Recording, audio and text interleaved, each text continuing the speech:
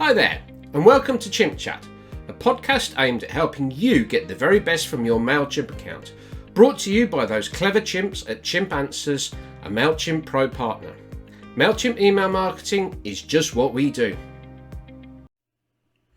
Hello, and welcome to Chimp Chats, where every week we give you the lowdown on how to get more from your email marketing and MailChimp, along with updating you on anything going on in the email marketing world as a whole, which we think you need to pay attention to.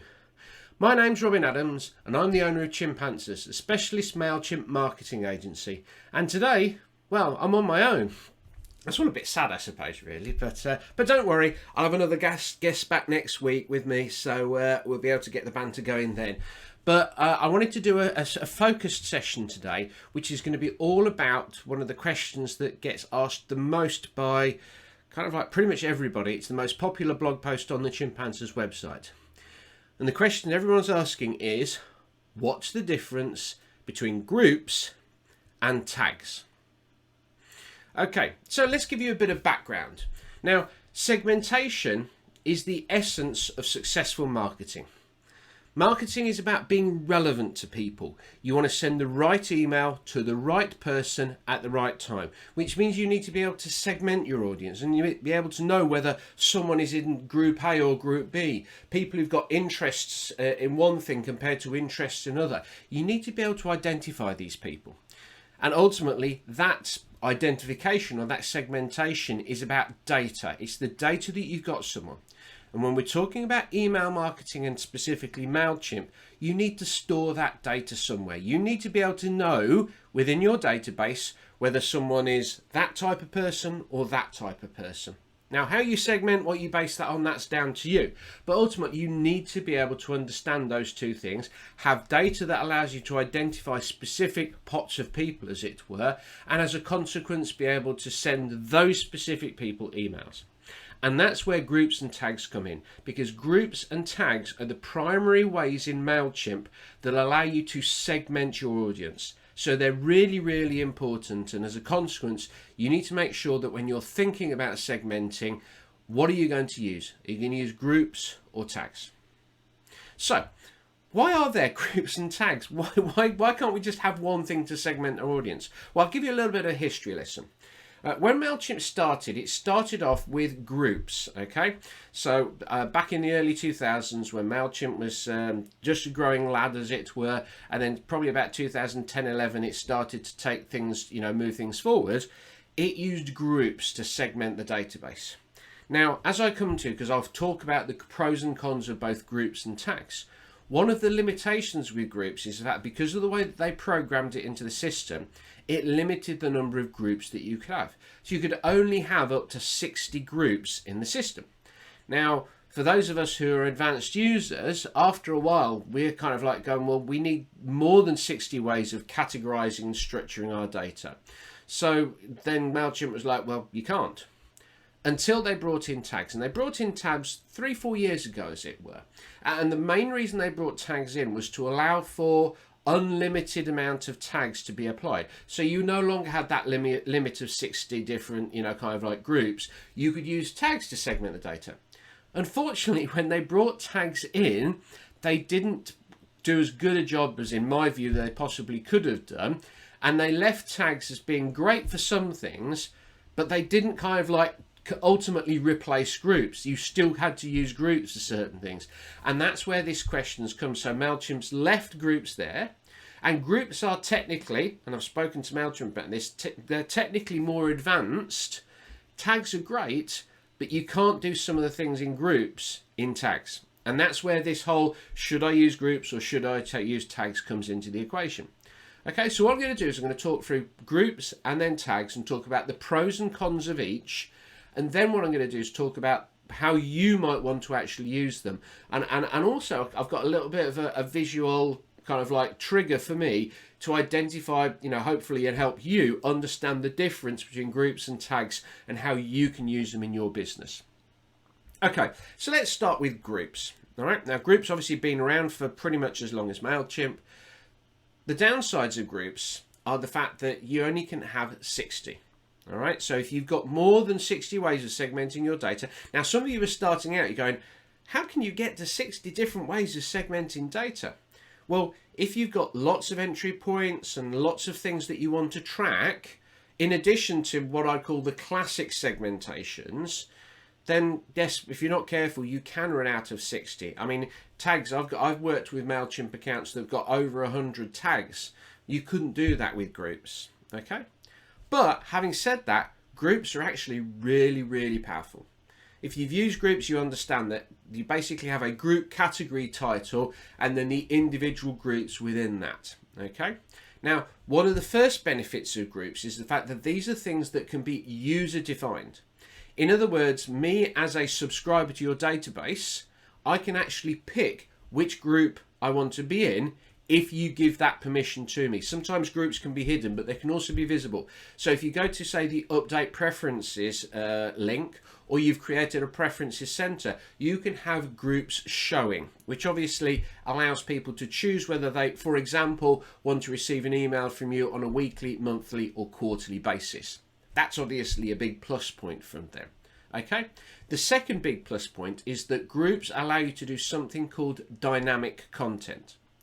All right. Now, dynamic content is actually quite an advanced concept in email marketing. And it's something not a lot of people use. But basically, dynamic content means that the content of the email changes based on whether someone is in group A, group B, group C, or whatever. Now, you're hopefully all familiar with the concept of merge tags and being able to put someone's first name in and it automatically changes depending on who it gets sent to.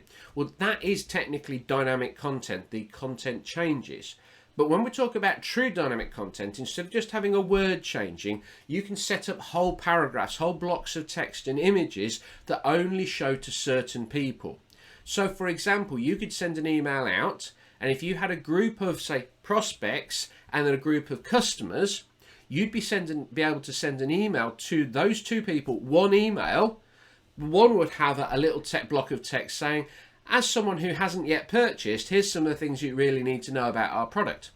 Now, obviously, if you're a customer, you don't want to see that because you've already bought the product.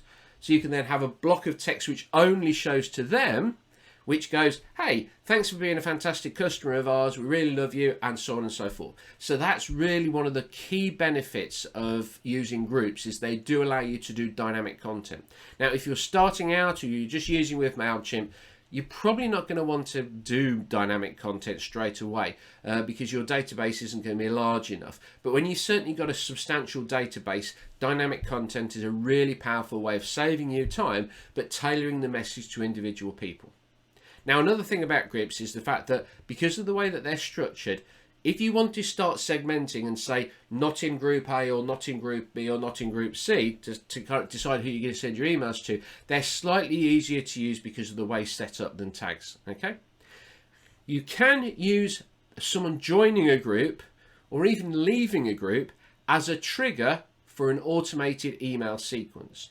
So you could say when someone joins the group and says, yes, I'm a prospect now or I'm a customer, you could automatically trigger an email that says, fantastic, we love the fact that you decided to invest in us, and so on and so forth. So you can do that. But interestingly, if you're using the new customer journeys, and I say new, they've been around for about a year, you can't use groups to filter on those customer journeys yet. It's something that MailChimp are very much aware of and are basically looking to address, I know, in the next few months. So hopefully that's changed. So that gives you an overview of groups. The limitation is you can only have 60, but there are lots and lots of benefits of groups that you should probably be aware of. Okay? The other side of the coin is tags. So, what do we know about tags? How can you use tags? What's good and bad about them? Well, the great thing about tags is that they're almost disposable because they are unlimited. You can have people with as many tags as you want. You can create loads of different tags. They're really, really useful from that point of view. And another thing, which you could argue is both good or bad, depending on how you want to set things up, is the fact that tags can only be applied by you when you create and manage your database. It's very hard, if not impossible, for a user to actually allocate and put themselves into a tag. Now, yes, with the new customer journeys, you can set it up so that when someone joins a group, they can automatically be put into a tag as well. That's a bit complicated, to be quite frank. You might as well just not worry about that and concentrate on just using tags. So tags are kind of like more for you to allocate and you put people in, as opposed to it's a user-defined category. You can't do dynamic content with tags, and you can't, use merge tags, ironically, for tags. You can't do that, so you've got that. And there is an issue of there's a slightly harder way of doing segmentation. If you're doing kind of like advanced segmentation, kind of like it's the old not in group A or not in group B. Well, if they're not in group A, they're in group B, and if they're not in group B, they're in group A, and you end up with a double negative on that type of stuff. And if you know anything about those logic statements, nobody wants a double negative. It's not good. It's not going to work. So slightly harder. Again, if you're just using basic tags, probably not something you need to use. And the other thing you need to use with tags is you need to make sure that you've got some form of taxonomy or structure, a naming structure. So when we talk about a naming structure, what we actually mean is, instead of just saying a tag saying customer or a tag saying sign up form, you actually, because you can use as many tags as you like, you really want to kind of like have a structure. So decide, just like in groups where you've got the group category and then you've got the individual detail, with this you need to kind of, with tags you need to have a similar type of structure, but kind of like have core tag customer, core tag prospect, or entry point web form 1, entry point newsletter sign up, entry point CRM. Those are the types of things I'm talking about. So when you're searching through them, it's easier to understand what a tag is. And it's also easier for someone else who's maybe new to the system, who you brought in to support you, do your marketing, your MailChimp, whatever. It's going to be a lot easier for them to understand. Okay? So those are the pros and cons of groups and tags. There may be one or two things I've forgotten, but those are the key things that you need to be aware of. Okay? Now, I'll be honest. A successful email marketing account in MailChimp, and I look at this across the board, uses both of them, all right? But it uses them for different things. Now, I talked about briefly a visualization of way of understanding the difference in groups and tags, all right? So I want you to think of, right, you've basically got you're looking at your cupboards, and you're basically looking to store a load of old paperback books, and there's 100 paperback books there, lots of different books, okay?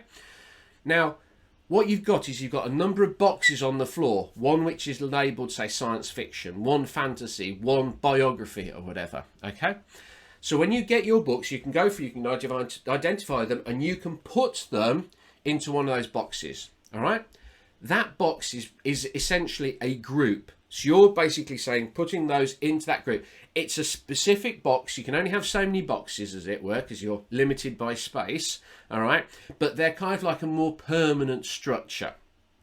Now, so the other way of storing them is to just put them in piles and then to put a post-it note on the top of them saying, these are science fiction, this is fantasy, and so on and so forth. And that's the way I think of tags. Tags are like post-it notes. They're pretty much limited. You can easily apply them. You can easily take them off and move things around. So kind of like it makes it a little bit easier to understand where tags. And that's how I kind of like, when I speak to a lot of my clients, that's how I try and describe the difference between groups and tags. Groups are like boxes that you put stuff in. They're a bit more sturdy, a little bit more robust, and give a bit more kind of like flexibility in terms of how you can use them. Tags are like post-it notes that you put on top of things, which are great, easy to use. They're disposable, you can use as many as you like, but they're not as kind of like structured and organised as the boxes or the groups. So I hope you kind of like found that as a specific good example of getting your head around the difference between group of tags and starting to think how you can use them in your business. All right? So how should you use them in your business? How should you use them in your MailChimp account? Well, let me give you a couple of thoughts and a couple of things that you want to bear in mind. The first thing you need to bear in mind is how easy is it for you to actually apply those groups or those tags? And I say that in the mind of using forms, all right?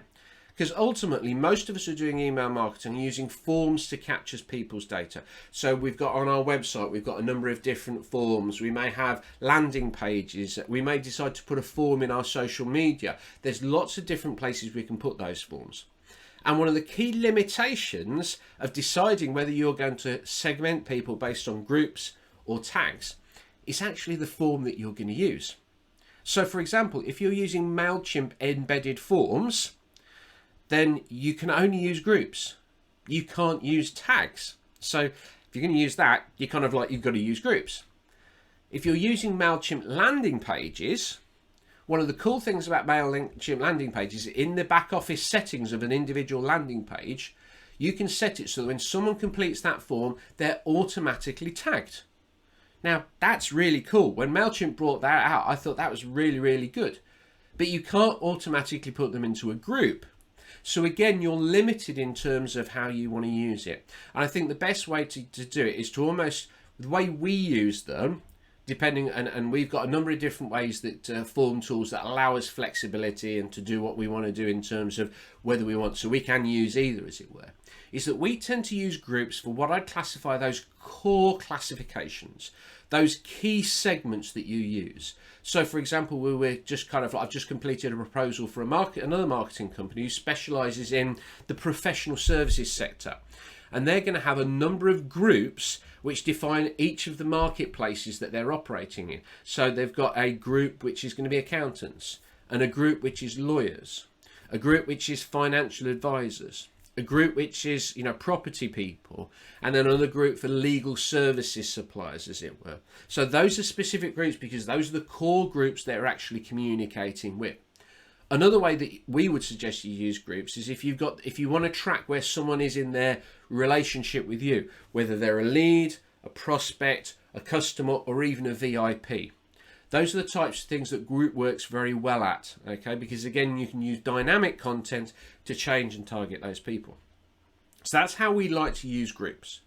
In terms of tags, what we tend to use tags for are for something that we've called tracking provenance. Okay, which basically means understanding where someone signed up, what form they filled in. So every single way that someone can get onto our database, we want to make sure that when that connection happens, a tag is applied so we know that someone's done it. So we have a tag, and we usually call these tags, they usually start with the letters EP, so entry point. So we have EP pop up on homepage, EP newsletter subscribing footer, EP sector specific form, EP CRM, EP landing page promotional offer. And each of those allows us to track those and to trigger an individual automation linked to that specific entry point. So that allows people to actually come into our system, sign up for multiple things, and we're able to track those through the tags. So that's how we tend to use tags. Tags tend to be more for entry points and for things that we want to allocate. Groups, for the most part, are for things that can be user defined, so they can choose monthly, weekly emails, they can choose which product areas that they're interested in, and also we've got our own way of using them from a hidden group point of view in being able to go, that person's a lead, a prospect, a customer, a VIP, or whatever. So you've got a number of options there of doing. Ultimately, though, it's down to the way that you want to use the database. And I suppose I'd wrap up the whole thing about groups and tags is that for a lot of people, it's a complete red herring. It doesn't actually matter whether you use groups or tags. The fact of the matter is that for most small businesses, just picking one and sticking with it will be perfectly fine. And on that basis, I'd probably suggest that you use groups to start off with. But ultimately, the decision is yours. Just remember, the reason you're doing this is to segment your database and allow you to communicate with different people in different ways. And that's why you need to use groups or tags to do it. But whether you should use groups or tags, that's down to you. That's down to how you're classifying your data. It's down to how you're capturing your data, because like I said, some web forms only allow you to capture groups, some will only allow you to capture tags. So from that point of view, you need to kind of go into it thinking about the best plan. But to start off with, just pick one and segment your data. Because trust me, if you're sending the same email to the same group of people all the time, you're going to be missing out on an opportunity. If you can type that email and have two different versions, one for group A and one for group B, you're being more relevant, and as a consequence, you're going to get better results from your email marketing. So I hope you found that useful. I mean, like I said, listen back to this. There's a blog post on our website, which is groups versus tags. So go and have a look at that. But ultimately, don't get too bogged down in should I use groups or should I use tags. Think of it more of a, well, actually, you know what? I'm going to segment my database. I'm going to start using groups. Because remember, if you do get more advanced, there's nothing stopping you tweaking and changing your system down the track if you want to take advantage of other stuff. All right? But hopefully this has given you a good rounded understanding of groups versus tags, and hopefully giving you an idea of how you should use groups and tags. So, with that in mind, let's go and have a look at our weekly view of what's going on in the MailChimp Answers Facebook group, and a particular question that I picked out that I thought that was quite useful to expand. And it came from, Racine Trevant Cesar. Again, probably butchering name there, do apologise. So basically the message said, "Hello, I created a landing page and I want to connect my freebie, a worksheet, to the page that people sign up and leave their email. My issue is I can't seem to connect my freebie to my landing page. I tested it, it takes me to another page that's not the freebie. Has anyone come across this issue? I'm pretty sure it's easy to fix, I just can't seem to figure it out."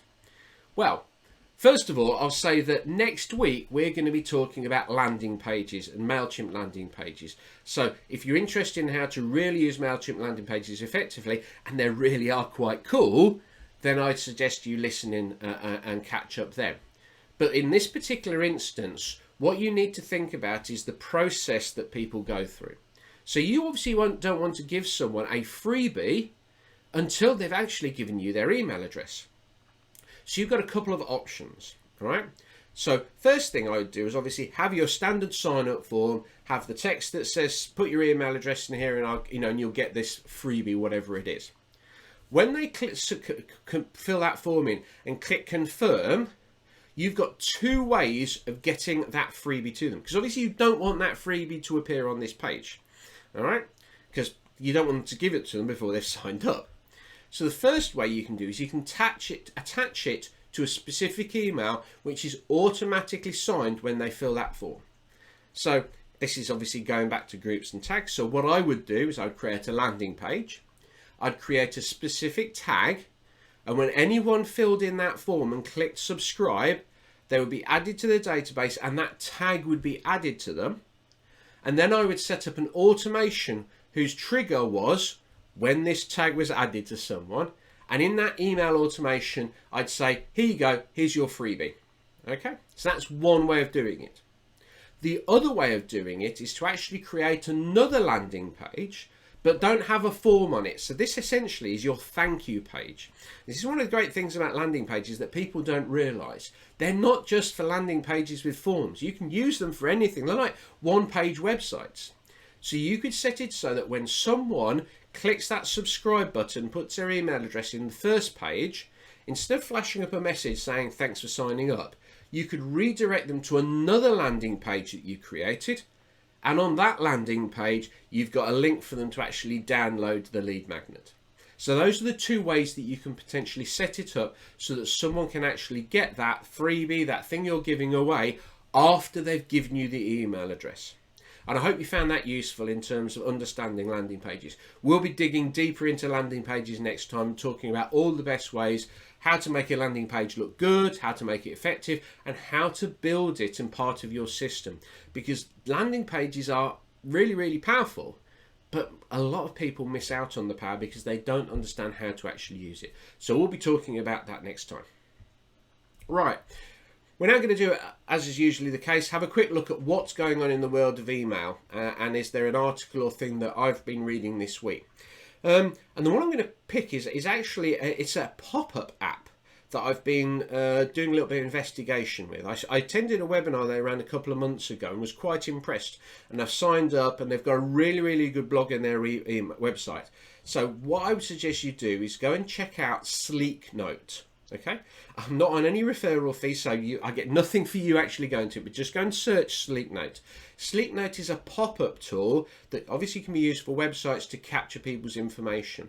And certainly what I've picked up in terms of its flexibility and how it can actually work, it's pretty cool. It's quite powerful and one of the better ones that I've seen out there. So if you're considering using a pop-up tool, go and have a look at Sleek Note. It's not free, and there is a monthly charge in there, so obviously you need to put that into the equation whether it's worthwhile. But even if you don't, go and check out their blog. There's a lot of really good content there, some good ideas. So the most recent one that they've used is one about birthday emails and really cool ways of doing birthday emails. So have a look at that. There's lots of inspiration. So go and see. And so let me just double check. The blog that you're going to need to visit is Sleek Note. So that's sleeknote.com/blog. And there's some really good stuff there that I would recommend that you go and have a look at. And that's my recommendation for this week. So less of a let's go and have a read about what's going on in the world of email marketing, but more adding a little bit of value to you in terms of things that you need to pay attention to. So with that in mind, and obviously because I'm not bantering with anyone else, slightly shorter episode this week, I'm just going to wrap up a little bit on tags and groups.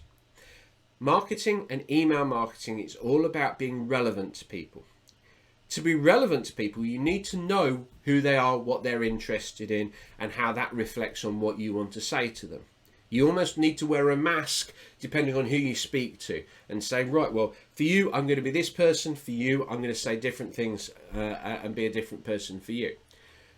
When you're using it in email marketing, you need some way of understanding whether they're in that group or in that group. And as a consequence, MailChimp gives you two options, gives you groups and gives you tags. And I'll just wrap this up by saying, doesn't matter whether you use groups or tags. What matters is that you use one of them and you pick that and you start using it. It's so easy to go, oh, groups or tags, and then not actually do anything. Pick one and use that as a way of starting to cut your database into specific slices and then communicate with those different slices slightly different way.